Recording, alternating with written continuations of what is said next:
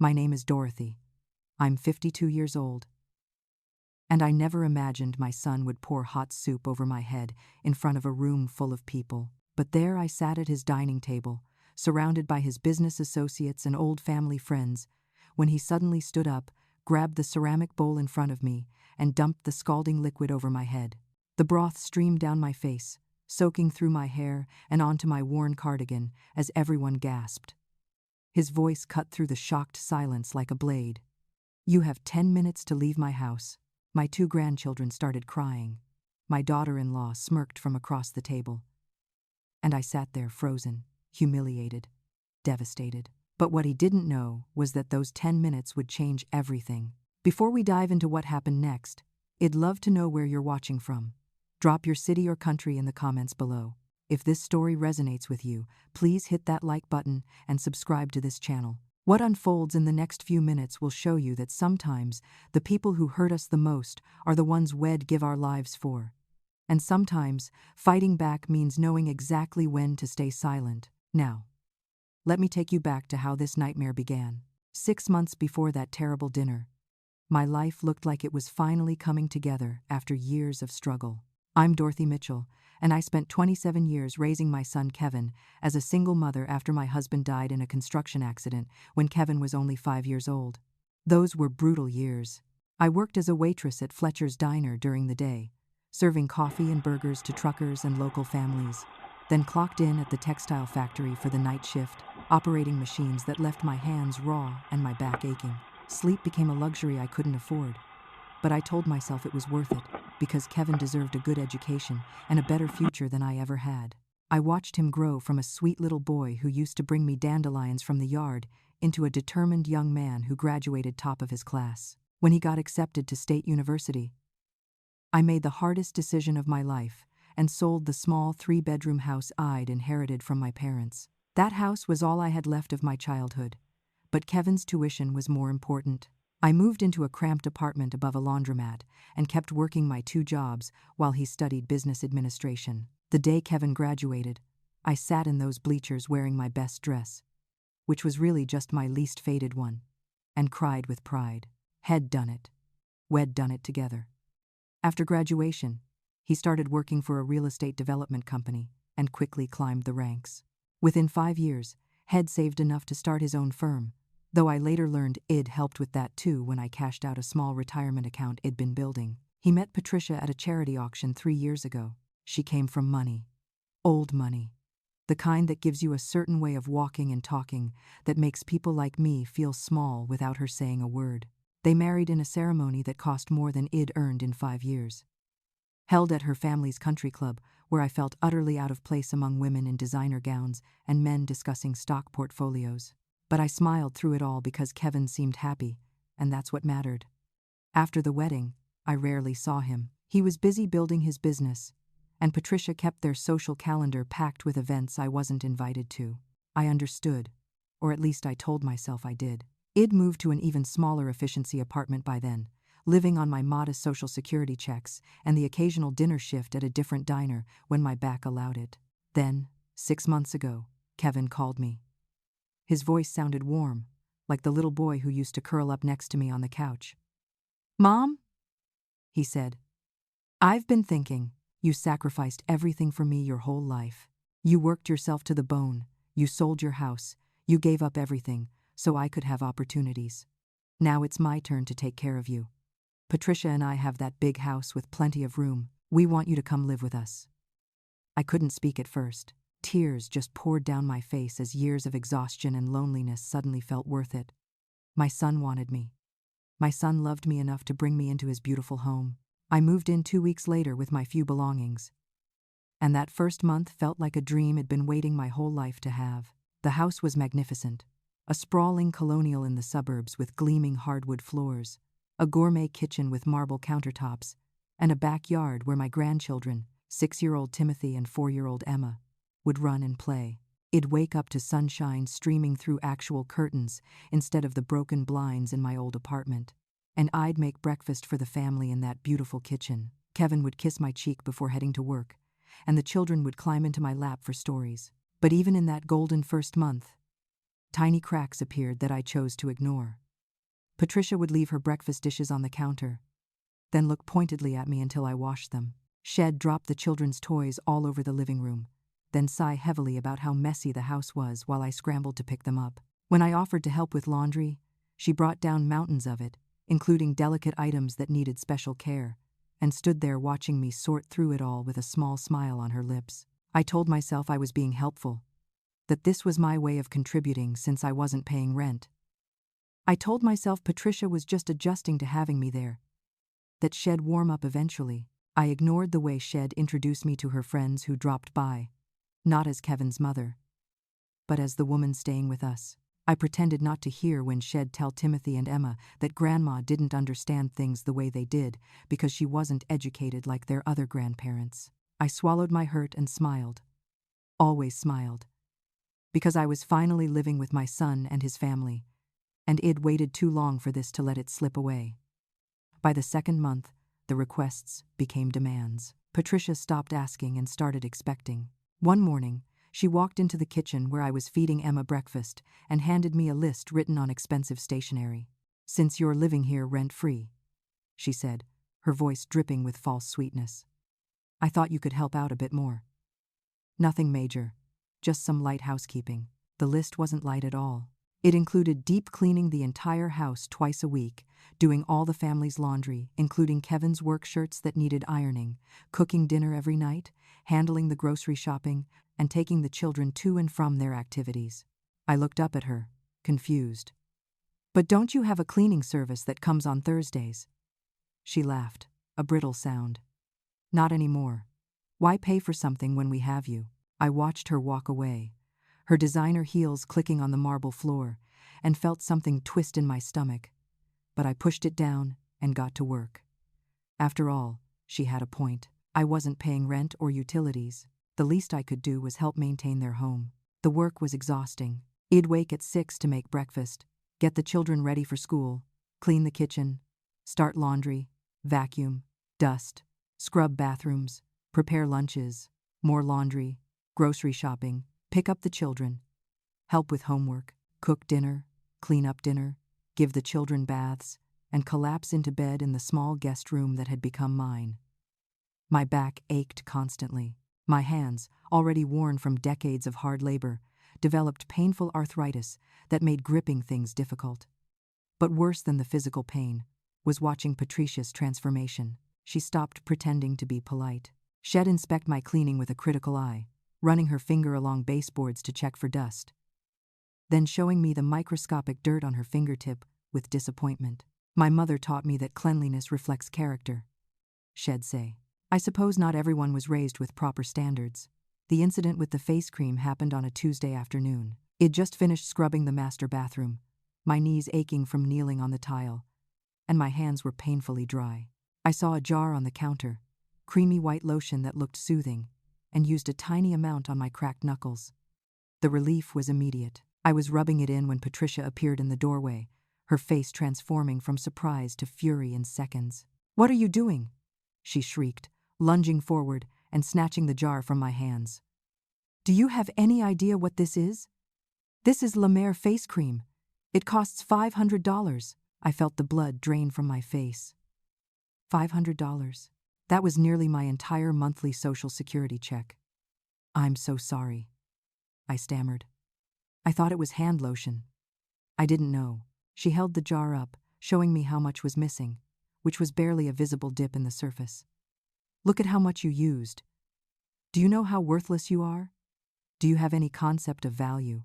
I stood there, my face burning with shame, and tried to apologize again, offering to pay her back somehow, maybe in installments. That's when Kevin walked in. Drawn by Patricia's raised voice, I turned to him with relief, certain my son would calm his wife down, would explain it was an honest mistake.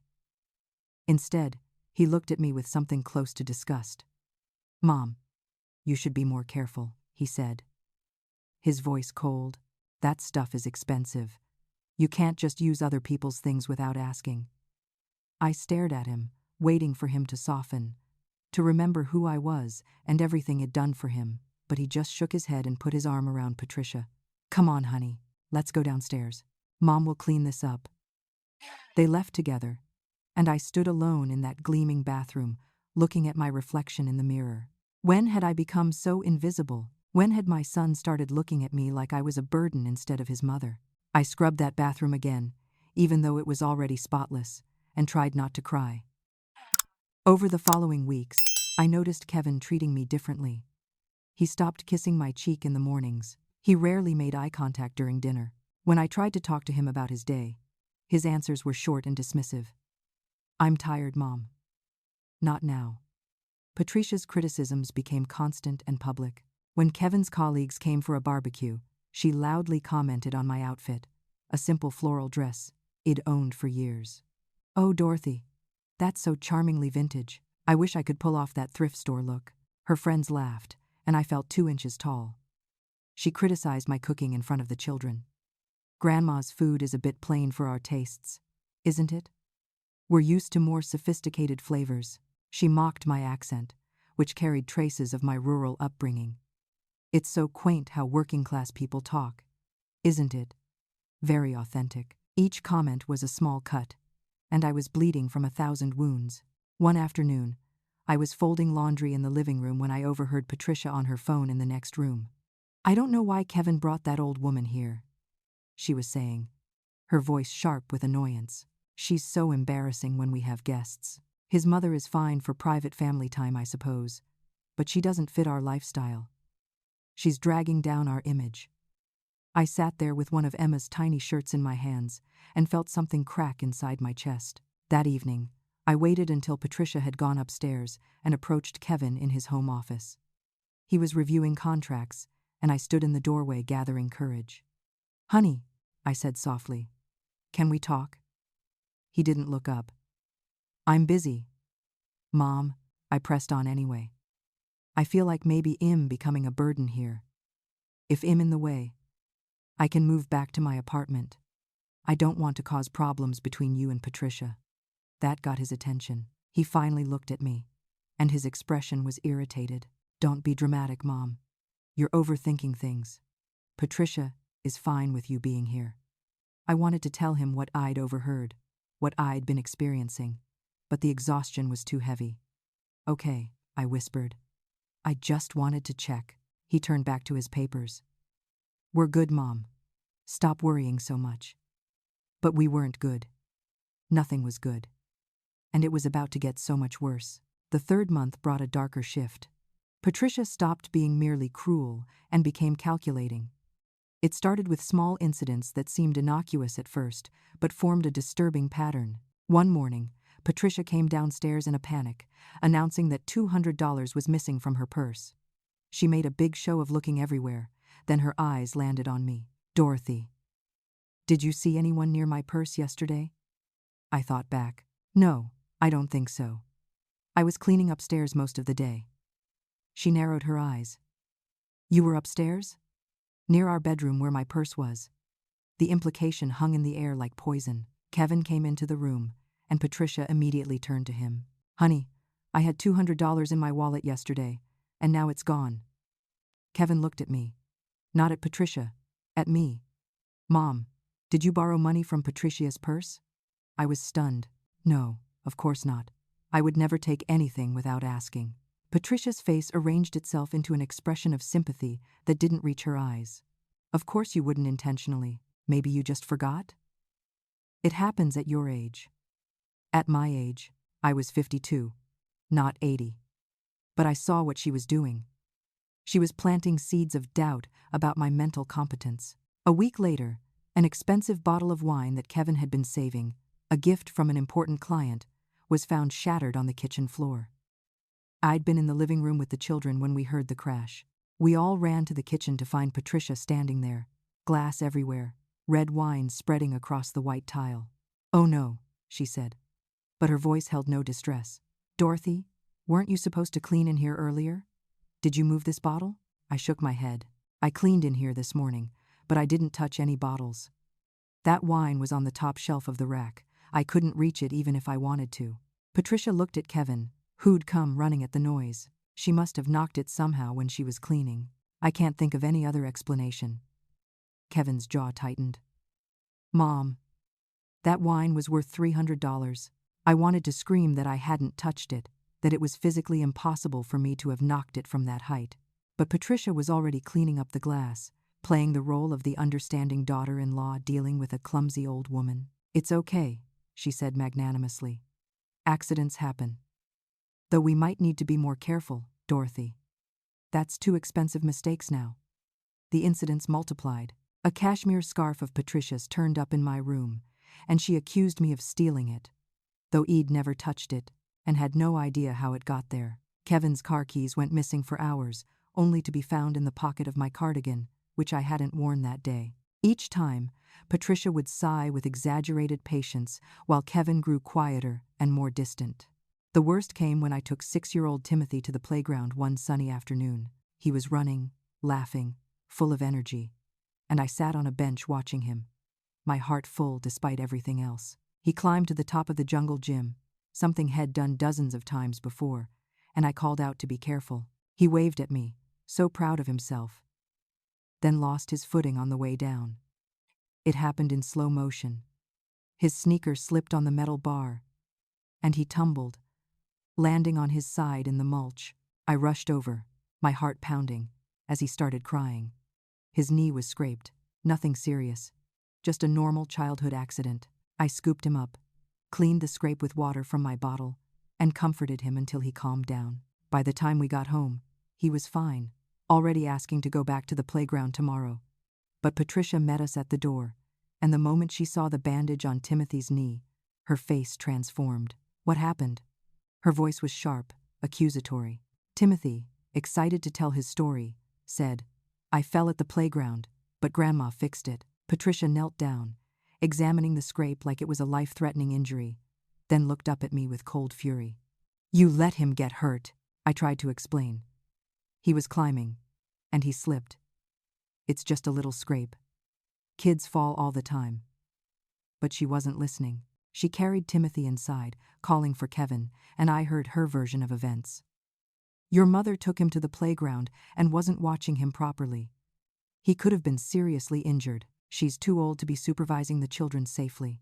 When Kevin came to talk to me, his words cut deep.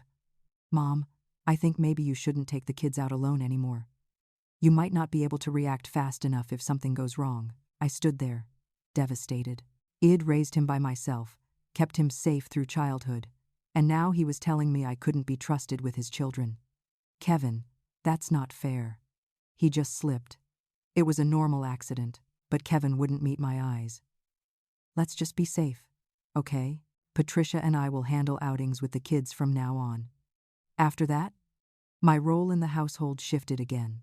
I was still expected to clean, cook, and do laundry, but I was no longer allowed to be alone with Timothy and Emma. Patricia started telling them things that broke my heart. I overheard her coaching Emma one afternoon. "Remember, sweetheart, don't go anywhere with Grandma by yourself. Mommy says she might forget where you are or let you get hurt." Emma, innocent and trusting, nodded solemnly. My own grandchildren were being taught to fear me. I also discovered that Patricia was telling people outside the family that I was becoming senile. One of Kevin's business partners came for dinner, a man he'd met several times before, and he looked at me with pity. Later, I overheard Patricia whispering to him, "We're keeping a close eye on her. Early-stage dementia, we think. She's been taking things, forgetting where she put them. You know how it is." I wanted to scream that I wasn't losing my mind. But who would believe me? Every piece of evidence pointed to me being exactly what she was painting me as. A confused, clumsy old woman who couldn't be trusted. My duties increased while my privileges vanished.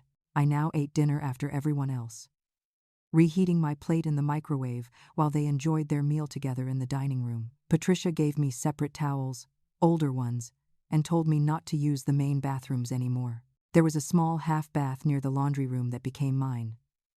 I wasn't allowed in their bedroom, Kevin's office, or the formal living room. I was being erased from the family while simultaneously being worked to exhaustion. At night, lying in my small room, I'd cry quietly into my pillow and wonder what had happened to my sweet boy. Where was the Kevin who used to make me Mother's Day cards with crayons? Where was the young man who'd hugged me so tight at his graduation? When had he become this cold stranger who looked through me like I was nothing? I tried one more time to talk to him alone, waiting until Patricia was out at her book club. But when I knocked on his office door, he barely glanced up. "What is it, Mom?" "I'm really busy." I wanted to tell him everything, to beg him to see what his wife was doing, but his face was so closed off, so impatient. "Nothing," I whispered. "Never mind." I went back to my room and cried until I had no tears left. By the 4th month, I was breaking down. My hands shook constantly, my sleep was fractured by nightmares, and I'd lost 15 pounds because I barely had an appetite. One Tuesday morning, I was taking out the trash, moving slowly because my back was particularly bad that day, when a voice startled me. "Are you all right, dear?" I turned to see a woman about my age, maybe a bit older, standing in the driveway next door. I'd seen her before, waving from her yard, but we'd never spoken. Patricia had made it clear I wasn't to bother the neighbors with family business. The woman had kind eyes and gray hair, pulled back in a practical ponytail. Her face showed genuine concern. Something about that concern, after months of cruelty, broke something inside me. Tears started flowing before I could stop them. "I'm fine," I lied, but my voice cracked. She came closer, ignoring the property line.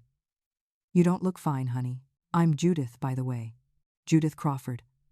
I live right next door, and I've been worried about you." I wiped my face with the back of my hand. "I'm Dorothy.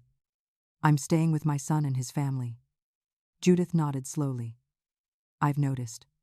I've also noticed you're the only one who takes out the trash, does the yard work, and carries in the groceries. And I've heard some of the things that woman says to you when they think no one's listening." I must have looked terrified because Judith quickly added, "Why don't you come over for coffee? My kitchen window faces your backyard. I'm home most days. If you ever need a break, just knock." I shouldn't have accepted.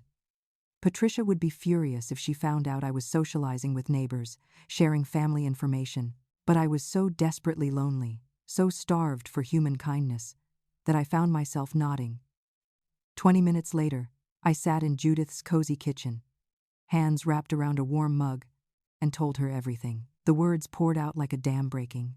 I told her about the accusations, the isolation from my grandchildren, the constant criticism, the way Kevin had changed. Judith listened without interrupting, and when I finally finished, she reached across the table and took my hand. "Dorothy, what you're describing is elder abuse. They slowly isolate you, make you doubt yourself, work you to exhaustion, and destroy your relationship with your own child. It's calculated, it's cruel, and it's not your fault." The words elder abuse hit me like a slap. I'd never thought of it that way. I was just trying to be helpful, trying to earn my place in their home. But Judith shook her head firmly. "No, you raised that boy. You sacrificed everything for him. You don't need to earn anything. What they're doing to you is wrong." Judith introduced me to her friend, a woman named Margaret Sullivan, who'd retired after 30 years as a social worker specializing in elder care. Margaret was 65, sharp-eyed, and no nonsense. She came over the next day and listened to my story with a clinical attention that should have been cold but somehow felt validating. When I finished, she leaned back in her chair and sighed. "Dorothy, they're setting you up for something bigger. The pattern you're describing, the false accusations, the documentation of incidents, the claims about your mental state. This is classic groundwork for a competency hearing. I think they want to have you declared mentally incompetent." The room spun. But why? Why would Kevin do that to me? Margaret's expression was sympathetic but firm. "Usually there's a financial motive. Do you have any assets? Life insurance? A pension? Anything they might gain access to if they had power of attorney or guardianship over you." I thought about it. I had almost nothing. My social security was barely enough to cover rent on a cheap apartment. I'd cashed out my retirement years ago for Kevin's business. "No," I said slowly. "I don't think so. Unless..." A memory surfaced. Something I hadn't thought about in years. My husband had a life insurance policy through his union, but I thought that money was all gone. Spent on Kevin's education. Margaret pulled out a notepad. "You need to check on that. Go through any papers you have. And Dorothy, you need to start documenting everything. Every incident, every conversation. Take photos. Write it down with dates and times. If they're building a case against you, you need to build your defense. I felt overwhelmed. I don't know if I can fight them. Maybe I should just leave, go back to my apartment. Judith grabbed my hand. And let them win? Let them destroy you and get away with it? No. You're stronger than you think. Over the next week, Judith and Margaret became my lifeline. I met them at Judith's house whenever I could slip away, usually when Patricia was out and Kevin was at work. They helped me create a timeline of events, taught me how to secretly photograph documents with my old flip phone that Patricia and Kevin didn't know I still had. Margaret also helped me reconnect with someone from my past. She suggested I reach out to people who knew me before all this started, people who could vouch for my mental competence. I thought of Linda Hayes, a woman I'd worked with for 15 years at Fletcher's Diner. Linda had moved to a town an hour away, and we'd fallen out of touch. But I found her on Facebook. When I messaged her, she responded immediately. "Dorothy, I've been thinking about you. How are you?" We arranged to meet for coffee the following week. Sitting across from Linda, seeing her familiar face with its warm smile and laugh lines, made me realize how isolated I'd become. She was shocked when I told her what was happening. That sweet little boy who used to do his homework at the diner counter? Kevin? Hess treating you like this? She shook her head in disbelief. That doesn't make sense. Something else is going on. That woman must have some serious hold on him. Linda squeezed my hand. Whatever you need. I'm here. You want me to come with you to confront them? You need a place to stay? You need someone to testify that you're sharp as a tack? I'm your girl. Having these 3 women believe in me, support me, started to repair something that had been broken. I wasn't crazy. I wasn't worthless. I was being abused. And these women were going to help me fight back. But first, I needed to find out if Margaret's suspicions were correct. I needed to know if there was a financial reason behind all this cruelty. And I needed to find proof. The opportunity came on a Wednesday afternoon when Patricia took the children to their swimming lessons and Kevin was showing properties to clients. I was supposed to be cleaning Kevin's home office, one of my assigned chores for the day. The room was intimidating, all dark wood and leather, with walls lined with diplomas and awards that documented my son's success. I dusted his desk carefully, knowing Patricia would check for fingerprints later, and was wiping down his bookshelf when my elbow knocked against a thick accordion file balanced precariously on the edge. It tumbled to the floor, and papers scattered everywhere. My heart raced. I'd be blamed for this, accused of snooping. I dropped to my knees and started gathering the papers as quickly as my arthritic hands allowed. That's when I saw the letterhead, Consolidated Life Insurance Company. My breath caught. The letter was addressed to Kevin, dated just 2 months ago, and the subject line read, Re. Policy number LF 847392. Beneficiary, Kevin James Mitchell. Policyholder, Dorothy Ann Mitchell. I didn't understand. I was the policyholder? I kept reading, my hands trembling so badly the paper shook. According to the letter, my late husband's life insurance policy, the one I thought had been exhausted years ago, actually had a remaining trust value of $250,000. The money had been placed in a structured trust that matured when certain conditions were met.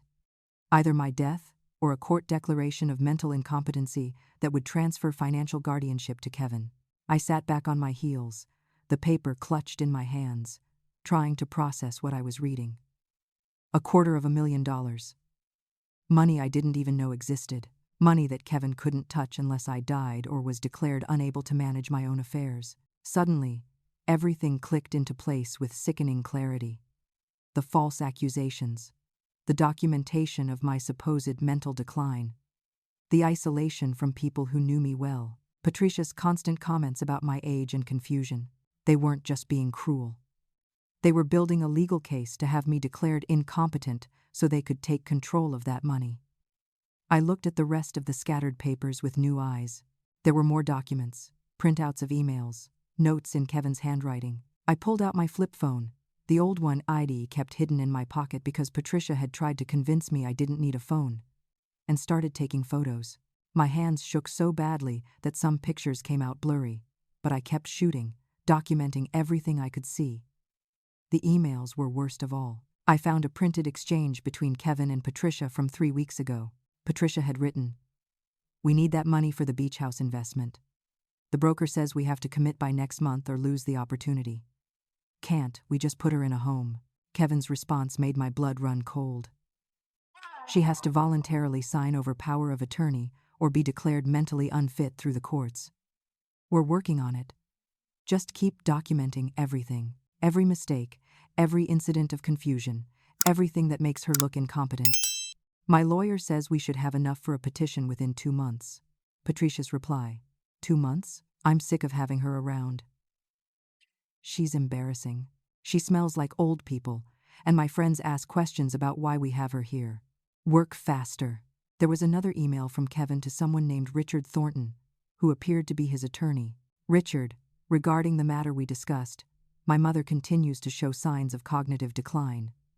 Patricia has been documenting incidents. Enclosed, please find her notes. What are our chances of a successful petition for guardianship? Also, will the courts require a psychiatric evaluation? If so, can you recommend someone sympathetic to our situation? The lawyer's response laid out a roadmap for stealing my autonomy and my money.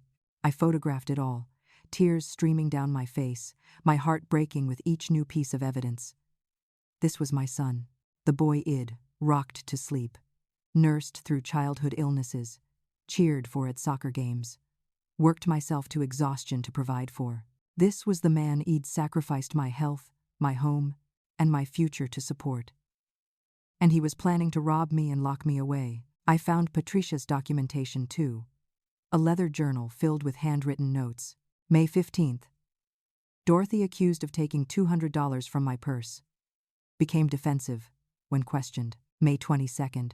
Dorothy broke valuable wine bottle, showed no remorse or understanding of value. May 29th. Dorothy allowed Timothy to be injured at playground due to inadequate supervision. June 3rd. Dorothy found in possession of my scarf. Claimed not to remember taking it. Each entry was a lie, carefully crafted, building a narrative of a confused, declining woman who couldn't be trusted. I photographed every page. There were more documents too. Research Patricia had printed out about dementia symptoms. Notes about how to stage incidents that would look like cognitive decline.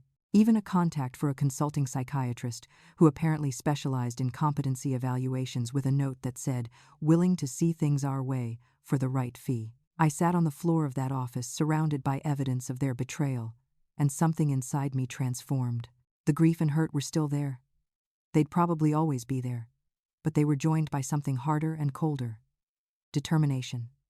They'd underestimated me. They thought I was a helpless old woman, too tired and broken to fight back. They thought I'd go quietly. They had no idea who they were dealing with. I'd survived being widowed at 30 with a 5-year-old to raise. I'd worked brutal jobs for decades. I'd sacrificed everything and kept going. I was Dorothy Ann Mitchell, and had been through worse than a greedy daughter-in-law and a corrupted son. I carefully put everything back exactly as ID found it, checking and rechecking that the papers were in the right order, that the file was positioned on the edge of the shelf just as it had been. Then I went downstairs, made dinner like nothing had happened, and waited. When Kevin and Patricia came home, I served them pot roast with a smile. I asked about their day. I played the role they expected. But inside, I was planning. I had proof now. I had evidence of their scheme. And I had no intention of going down without a fight. That night, lying in my small bed, I thought about what to do next. I could confront Kevin, but he'd probably just deny it or twist it somehow. I could leave, but then they'd probably file the petition anyway, claiming I'd become paranoid and unstable. No, I needed a better plan. I needed to let them continue thinking they were winning while I built my own case. I needed witnesses. I needed legal advice. I needed to be smarter than they were. Tomorrow, I'd show Judith and Margaret what I'd found. Together, we'd figure out how to turn this around. They wanted to paint me as incompetent? I'd show them exactly how sharp my mind still was. They wanted to humiliate me and take what was mine? I'd make sure the whole world saw them for what they really were. The game had changed, and they didn't even know it yet. 3 days after my discovery, Patricia announced they'd be hosting an important dinner party.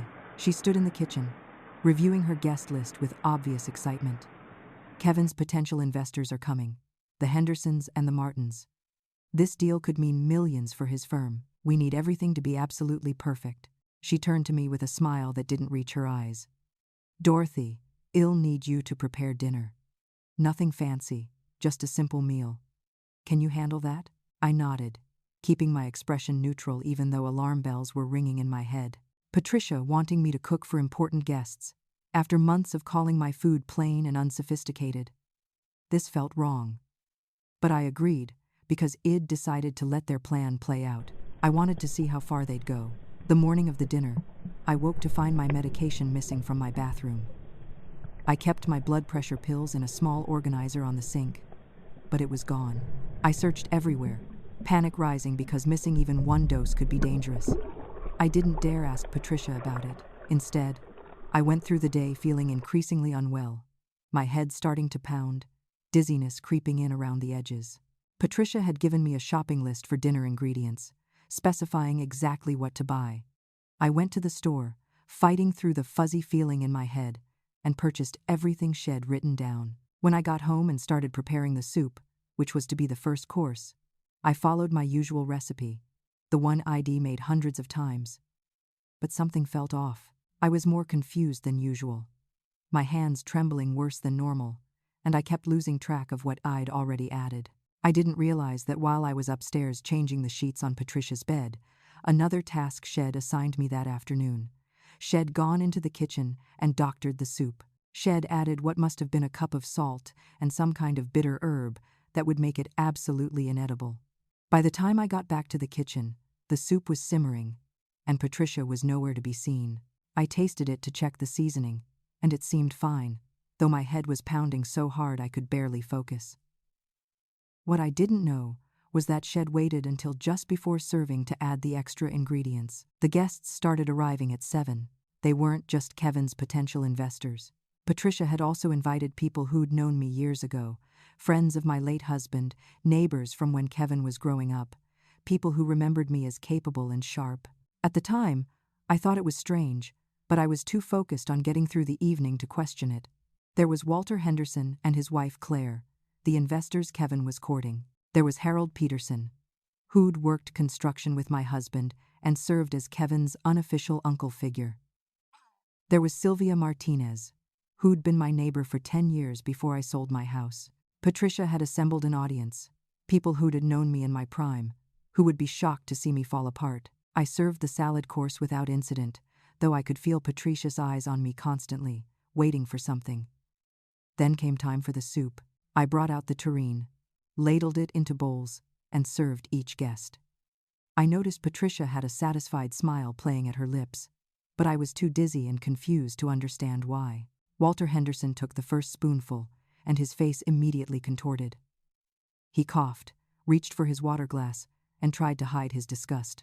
Claire tasted hers next, and couldn't hide her grimace. Around the table, guests were tasting the soup and struggling to maintain polite expressions. The soup was absolutely vile, overwhelmingly salty with an underlying bitterness that coated the tongue. Kevin tasted his, and his face went bright red. He looked at me with what appeared to be genuine shock and anger. "Mom, what did you do?" I stared at the soup, confused. "I don't understand. I followed the recipe. I tasted it earlier, and it was fine." Patricia leaned forward, her voice dripping with false concern. "Everyone, I'm so sorry. As I mentioned to some of you privately before dinner, we've been concerned about Dorothy's health lately. She's been having some memory issues, some confusion. This is exactly the kind of thing we've been worried about." I felt the room's attention shift to me, and suddenly I understood. This was it. This was the big setup. Shed sabotaged the soup, invited witnesses, and now she was going to use this moment to publicly paint me as incompetent. Harold Peterson, my husband's old friend, looked uncomfortable. "Patricia, that seems like a harsh conclusion from one bad meal." But Patricia was ready. She pulled out a folder I hadn't noticed on the sideboard, the same leather journal I'd photographed days before. "I've been documenting incidents, Harold. I didn't want to, but Kevin and I have been so worried. The money that went missing from my purse, the valuable items broken, the time she endangered Timothy at the playground, the strange behavior, the memory lapses. We've been trying to help her, but it's getting worse." She opened the journal, showing pages to guests who leaned in to look. Tonight was supposed to be so important for Kevin's business, and look what's happened. I think it's time we faced facts. The room went silent except for the ticking of the grandfather clock in the corner. I sat there, soup dripping down my face from where I'd tried to taste it again to understand what went wrong. Looking at these people I'd known, these strangers seeing me at my lowest moment. Kevin stood up slowly, and I saw him pick up the soup bowl in front of me. For one horrible moment, I thought he was going to taste it himself, maybe realize something was wrong with the recipe. Instead, his face was cold and hard, angrier than I'd ever seen him. His hands were shaking as he lifted that bowl, and I realized with crystal clarity what was about to happen. Patricia had orchestrated this perfectly. The important guests, the people from my past, the ruined meal, the documented evidence, and now Kevin was going to provide the final, humiliating punctuation to their case against me. Kevin's hands gripped the ceramic bowl so tightly his knuckles went white.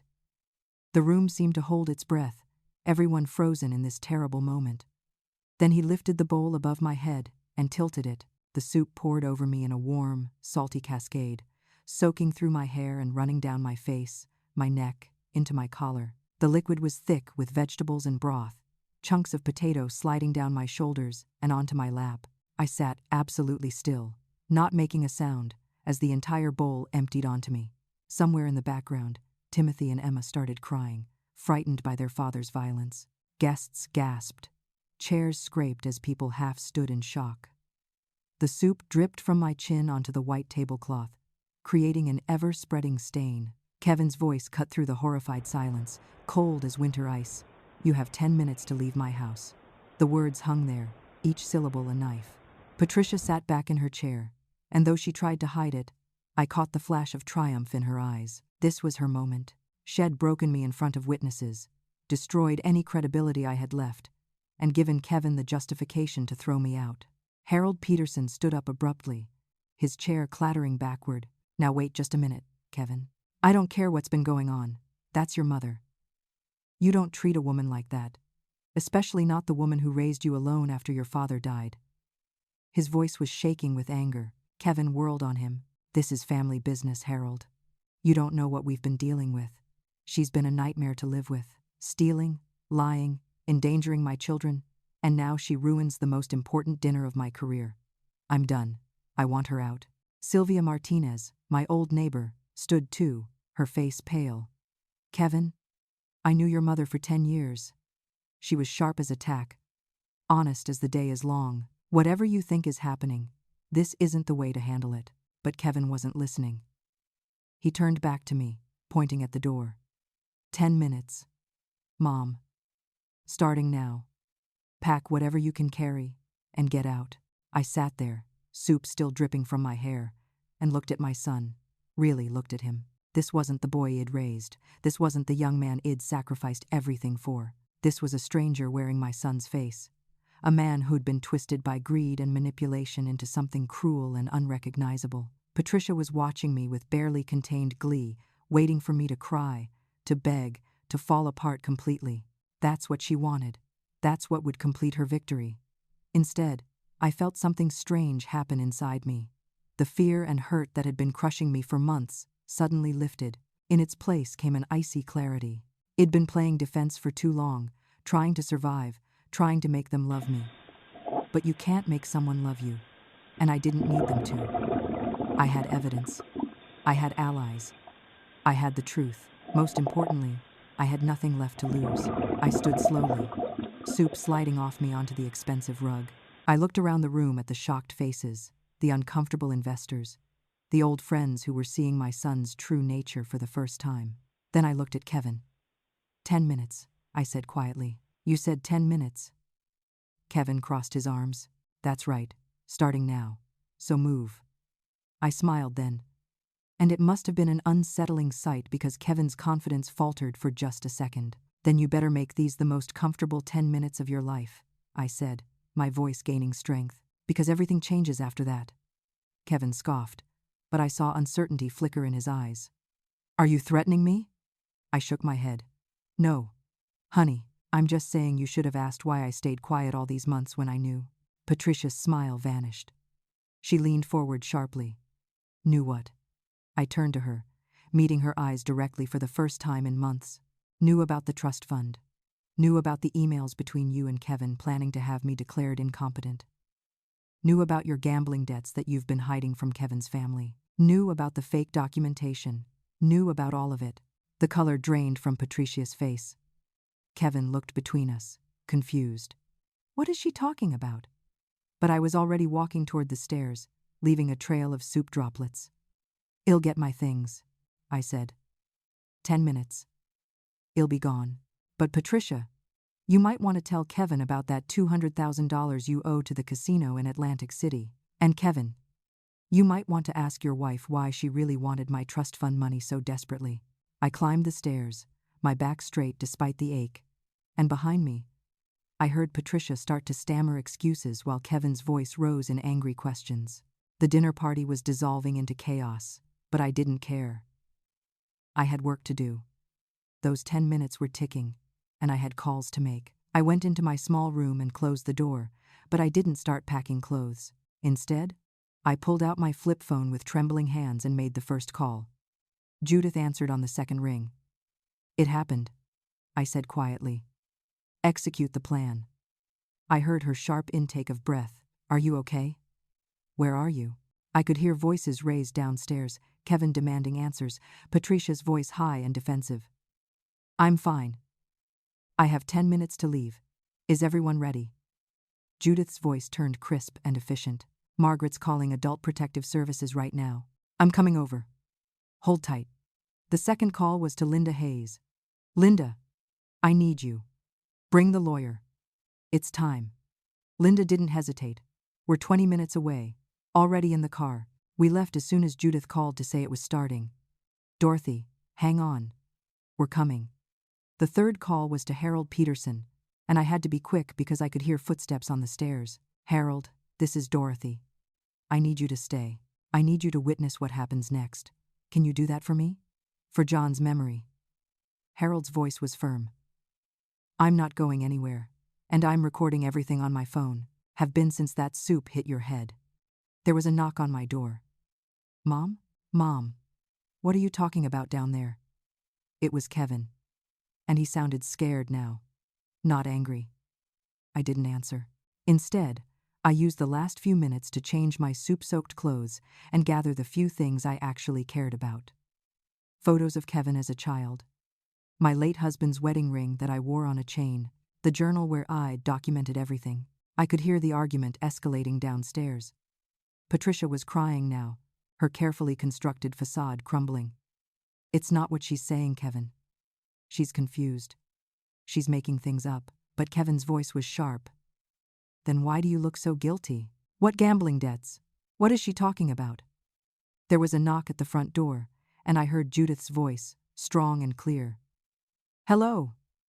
I'm Judith Crawford from next door. I think we need to talk about what's happening here." By the time I came back downstairs carrying my small bag, the living room had transformed into something like a courtroom. The dinner guests hadn't left. If anything, more people had arrived. Judith was there, and beside her was Margaret Sullivan, her friend, the retired social worker. Linda Hayes was walking through the door with a woman in a business suit carrying a briefcase. Harold Peterson stood near the fireplace, his phone held up, obviously recording everything. Kevin stood in the middle of the room looking bewildered and angry, while Patricia had shrunk into a corner, her makeup streaked from crying. The potential investors looked deeply uncomfortable but too curious to leave. The lawyer Linda brought stepped forward. Her name was Jennifer Kaufman, and she was mid-40s with sharp eyes and an air of competence. "Good evening, everyone. My name is Jennifer Kaufman, and I represent Dorothy Mitchell. On behalf of my client, we are filing several actions. First, a restraining order based on the elder abuse that occurred here tonight, witnessed by multiple people. Second, we're filing a report with Adult Protective Services detailing months of systematic abuse, coercion, and fraud. Third, we're requesting a full investigation into the trust fund established for Mrs. Mitchell and the attempts to fraudulently claim guardianship." Kevin's face went white. "Fraud? What are you talking about? Mom, what have you done?" I set down my bag and faced my son. My voice was steady now, all the trembling gone. What have I done? Kevin. I've known for weeks. I found the papers in your office. The letters about the trust fund. The emails between you and Patricia, planning to have me declared incompetent so you could access the $250,000. I pulled out my phone and held it up. I photographed everything. Every email, every fake entry in Patricia's documentation journal, every piece of your plan to steal my money and lock me away. Jennifer Kaufman nodded. We also have recordings from the past month. Mrs. Crawford very kindly allowed us to install small audio recording devices in common areas of this house. Kevin's head snapped toward Judith. You did what? That's illegal. Jennifer smiled coldly. Actually, in this state, one-party consent is sufficient for recording, and Mrs. Crawford, as a frequent visitor to this home, had the right to record conversations she was part of. We have Patricia's voice on tape admitting to fabricating incidents, coaching the children to fear their grandmother, and discussing the financial motive behind this abuse. Margaret Sullivan stepped forward, pulling out her own folder. I've also filed detailed reports with the state's Adult Protective Services. The pattern of abuse here is textbook: isolation, forced labor, psychological manipulation, and financial exploitation. There will be a full investigation. I looked around the room at all these people, some strangers, some friends, all witnesses to my family's destruction. Then I looked at Kevin. Your 10 minutes are up, I said softly. But mine? Mine are just beginning. I picked up my bag. I'm leaving anyway. Not because you're throwing me out, but because I choose to. I'm going to stay with friends who actually care about me. Your lawyer will be hearing from mine. I walked toward the door, passing Kevin without looking at him. As I reached the threshold, I heard his voice, small and broken. Mom. I stopped but didn't turn around. Goodbye, Kevin. I hope someday you figure out what really matters in life, but I won't be around to see it. The first week after I left was a blur of legal activity and emotional exhaustion. I stayed with Linda in her cozy 2-bedroom house 40 minutes away from Kevin's suburb. She gave me the guest room, brought me tea, and let me cry when I needed to. Jennifer Kaufman moved quickly, filing all the necessary paperwork. The restraining order was granted within 3 days based on multiple witness statements about the soup incident and Harold's video recording. Kevin was prohibited from contacting me directly. He tried anyway, calling my flip phone at all hours, his messages alternating between rage and desperate apologies. Mom, we need to talk. This is crazy. We can work this out. You're blowing everything out of proportion. Then an hour later. How could you do this to me? Do you know what this is doing to my business? People are talking. You're destroying my reputation. I blocked his number after the first day. I didn't need his chaos anymore. The investigation into Patricia's background revealed things even I hadn't known. She'd been banned from 3 casinos in Atlantic City for unpaid markers. Her gambling problem was severe, with total debts approaching $200,000, money she'd been siphoning from their household accounts without Kevin's knowledge. She'd seen my trust fund as her salvation, a way to clear her debts and maintain her lifestyle. Kevin's business partners, the ones who'd witnessed the dinner party disaster, quietly withdrew their investment offers. Word spread quickly in their social circle, and apparently being accused of elder abuse wasn't good for business relationships. Patricia's own family, wealthy and image-conscious, were horrified by the scandal. They pressured Kevin to handle things quietly, to settle and make it all go away. But some things can't be swept under the rug. By the end of the first month, Kevin and Patricia's marriage was visibly crumbling. Linda heard through a mutual acquaintance that they were sleeping in separate rooms, that Patricia had moved back to her parents' house temporarily. The fairy tale life they'd built was collapsing under the weight of lies and greed. I rented a small 1-bedroom apartment in a modest complex near Linda's house. It was nothing fancy, just a living room, kitchen, bedroom, and bathroom. But it was mine. I painted the walls myself in soft yellow, hung cheerful curtains, and filled it with second-hand furniture that was comfortable rather than impressive. For the first time in months, I could breathe. I reconnected with former coworkers from the diner, and we started having weekly dinners. Simple meals, genuine laughter, conversations that didn't feel like walking through a minefield. Margaret introduced me to her painting class at the senior center, something I'd always wanted to try but never had time for. Turns out, I loved it. There was something healing about putting brush to canvas, creating something beautiful from nothing. By the third month after leaving Kevin's house, the legal settlement was reached.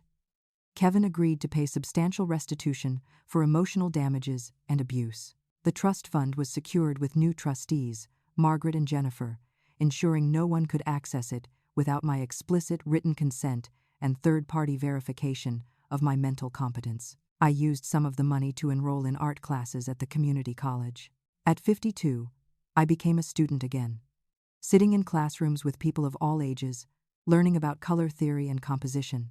The hardest part was the children. The elementary school contacted me because I was still listed as an emergency contact for Timothy and Emma. The secretary asked if I wanted to update my information or remain on the list. I sat with the phone in my hand for a long time, tears streaming down my face, before I made the painful decision. "Please remove my name," I told her. "Their parents need to handle their care."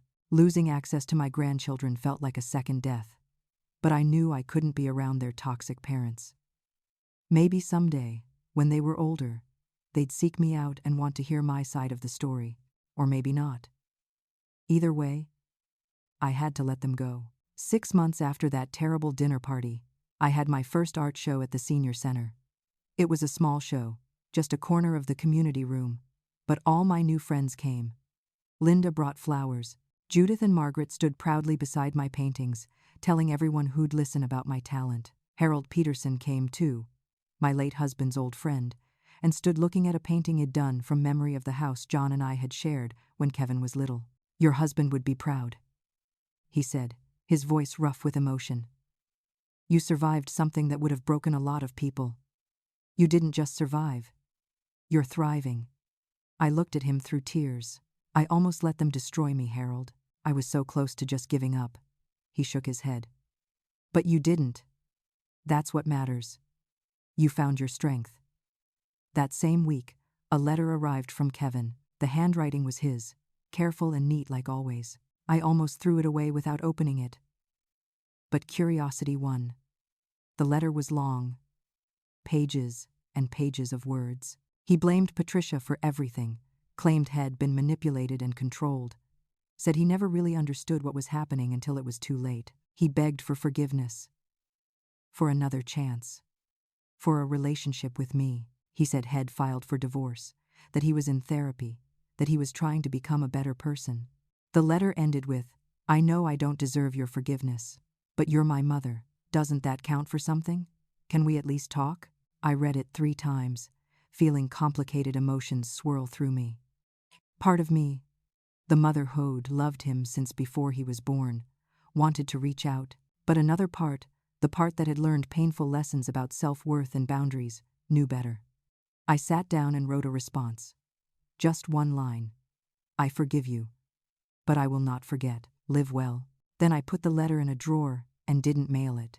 Instead, I went to my easel and painted those words onto a canvas in beautiful script, surrounded by flowers. I hung it in my apartment where I could see it every day. It's been a year now since that night. I'm 53 years old, and I'm living a life I never imagined. I have a small but genuine community of friends. I take painting classes and have sold 3 pieces to local galleries. I volunteer at a women's shelter, helping other women who are trying to rebuild their lives after abuse. Margaret connected me with the organization, and it turns out my experience has value. I can look a frightened woman in the eye and tell her, "I know what it feels like, and I'm here to tell you that you can survive this. You can thrive." I still think about Kevin sometimes. I wonder if he really has changed, if he's become the man I raised him to be, or if he's just better at hiding his true nature. I wonder about Timothy and Emma, whether they remember me, whether Patricia has poisoned them against me completely. Those thoughts bring sadness, but not the crushing despair they once did. I've learned that you can love someone and still choose to protect yourself from them. I've learned that family isn't always about blood. Judith, Margaret, Linda, Harold, they're my family now. People who see my worth, who celebrate my victories, who catch me when I stumble. This morning, I sat in my small apartment drinking coffee and looking at the paintings on my walls. There's the one of my old house, where I raised Kevin. There's one of the diner, where I worked all those years. There's an abstract piece I did on a particularly angry day, all reds and blacks, representing the pain of betrayal. And there's a new one I'm working on, bright and full of hope, representing the future I'm building. People ask me sometimes if I regret having Kevin, if I wish I'd done things differently. The answer is complicated. I don't regret having him. He was my joy for so many years, my purpose, my reason for pushing through the hardest times. But I regret losing myself in the process of raising him. I taught him that love means sacrifice, that a mother gives everything for her child. But I forgot to teach him that sacrifice shouldn't mean destruction. I forgot to teach him that the people who love you are precious and should be treated with care. I forgot to show him that women, especially older women, especially mothers, have value beyond what they can provide. Those lessons would have served him better than anything I actually gave him. I spent 52 years being someone's daughter, someone's wife, someone's mother, someone's employee. I defined myself through my relationships to other people, through what I could do for them. Now, I'm learning to just be Dorothy, and it turns out, that's enough. Last night, there was a knock on my door. Judith wanted to know if I was ready for our book club meeting. We've started one, a group of 6 women aged 50 to 75, meeting every Wednesday to discuss books and life. This week we'd read a novel about a woman starting over after loss, and we had a lot to say about it. As I grabbed my copy of the book and my reading glasses, I caught my reflection in the mirror by the door. I looked different than I had a year ago.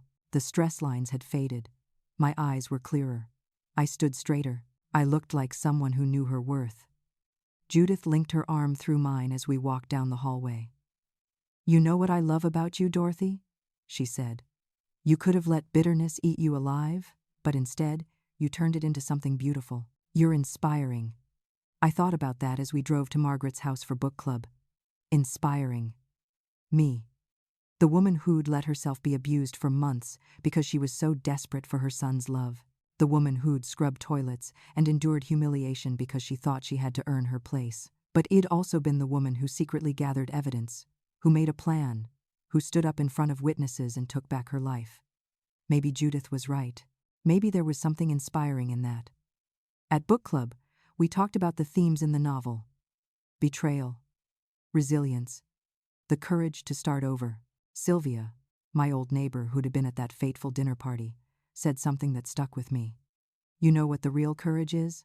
Not the big dramatic moment of leaving or fighting back. It's choosing to trust again after you've been hurt. It's deciding that one bad experience doesn't mean everyone is bad. It's opening your heart again, even when you're scared."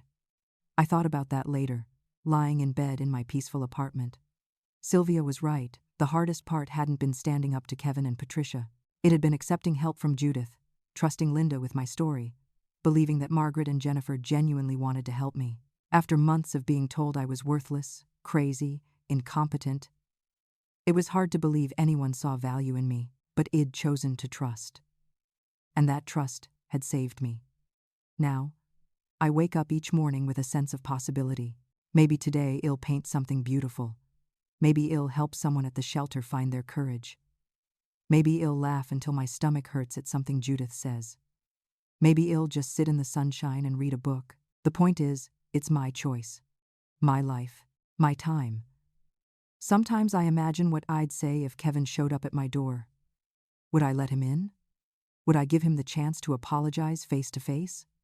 I honestly don't know. Part of me will always be his mother, will always love the boy he was, but I also know that love doesn't require me to let him hurt me again. Forgiveness doesn't mean reconciliation. I can wish him well from a distance while keeping myself safe. That's the lesson I wish I'd learned earlier. Your value doesn't decrease based on someone's inability to see it. I spent so long trying to prove my worth to Kevin and Patricia, working myself to exhaustion, accepting abuse, staying quiet. But I was always valuable. I was always enough. Their inability to see that was their failing, not mine. If I could talk to my younger self, the Dorothy who was so excited to move into her son's house 6 months before the disaster, I'd tell her this: you don't need to make yourself smaller to fit into someone else's life. You don't need to earn love through suffering. Real love doesn't ask you to diminish yourself. And the most important relationship you'll ever have is the one with yourself. I'm painting that message now, turning it into art that will hang in the women's shelter. Maybe it will speak to someone who needs to hear it.